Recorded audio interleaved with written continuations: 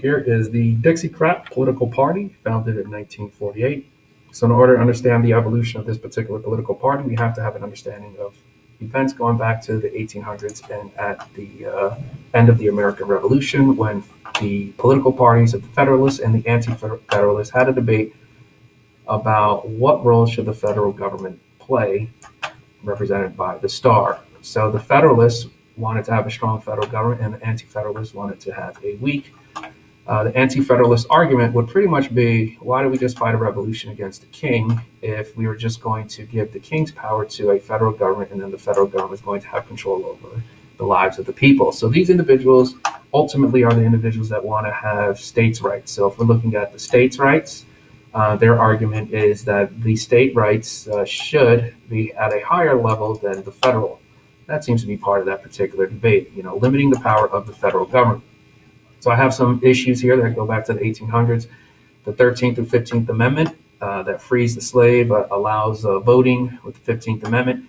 And these amendments, from the anti-federalist point of view, they're interpreted as an example of the federal government trying to force feed legislation down the throats of the state governments. And in this particular case, they are the 13th through 15th Amendments. And of course, this is at the end of the Civil War, when the South was split up into these military districts here, represented by these various colors. And to add another issue to the case of the South was the presence of federal troops. So here we see a federal troop, here we see the freed slave, and of course here we see the Klan. So the federal troop is there to protect the Klan, or to protect the freed slave from the Klan, because of the Klan hostility and terrorism that they were committing against the freed slave. So the federal troops are there to protect the rights of the freed slave, to make sure that these amendments over here are being followed.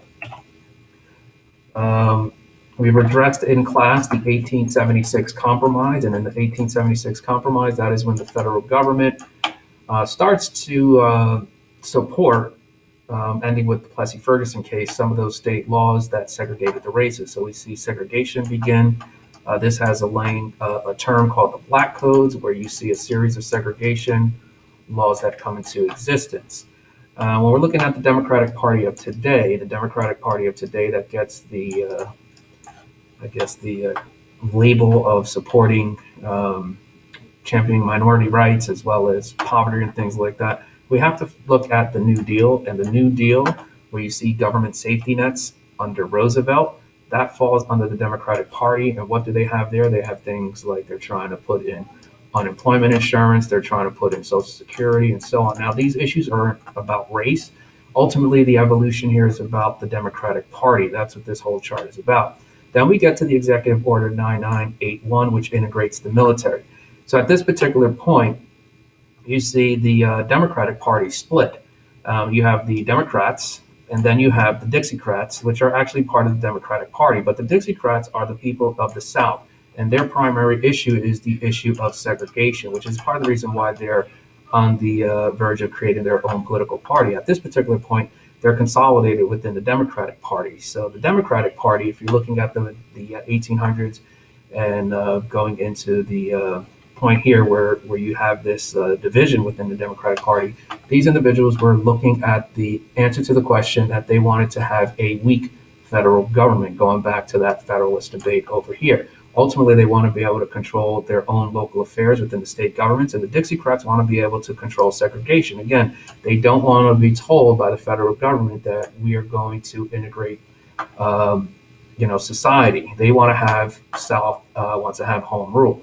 So the Civil Rights Act of '64, once that particular issue is passed, you're going to see the split from the Democratic Party, that the Dixiecrats are now going to move into the Republican Party. Why?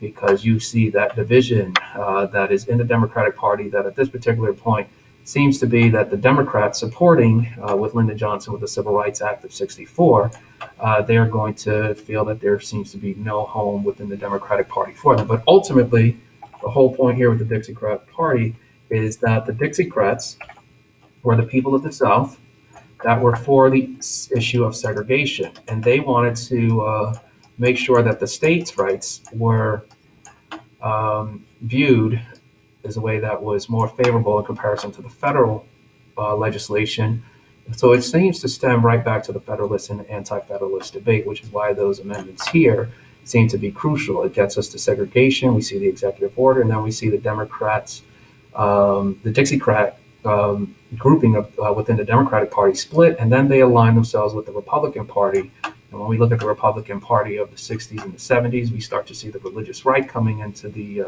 party as well as a result of the sexual revolution and declining family values. And that's how we go from the Dixiecrat Party to the Federalist, anti-federalist, as well as the Republican Party, some of those ideas living within that particular party currently. So if you're trying to figure out the answer to the question, how did the Republican and Democratic Party get to where they are currently, hopefully this sheds additional light onto that particular question.